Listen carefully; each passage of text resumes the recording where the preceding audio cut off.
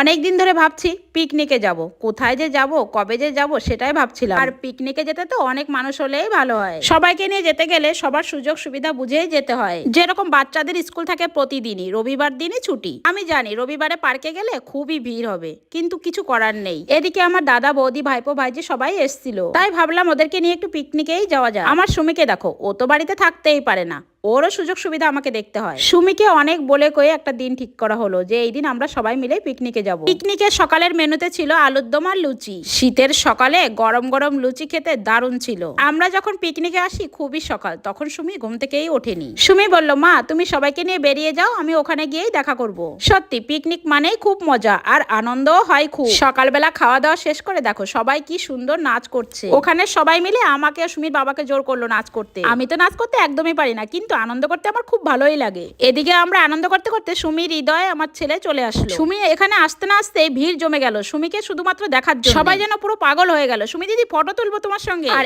এসব দেখে আমার খুব ভালোই লাগে। আমিও এখানে এসে খুব আনন্দ করলাম, মজাও করলাম খুব। সুমির কাকিমা আমাকে বলল, দিদি আমরা দুজনে কিন্তু একই শাড়ি পরবো। সুমির কাকিমা, ও যে আমাকে খুব ভালোবাসে। আচ্ছা এবার তোমরা বলো তো আমাদের দুজনকে এক শাড়ি পরে কেমন লাগছে? এখানে সবাইকে পেয়ে সুমিও খুব মজা করলো। এদিকে পিকনিকে রান্না বান্নাও সব রেডি হয়ে গেছে। পিকনিকে এই আনন্দ করার পরে গরম গরম বিরিয়ানি খেতে দারুণ হয়েছিল।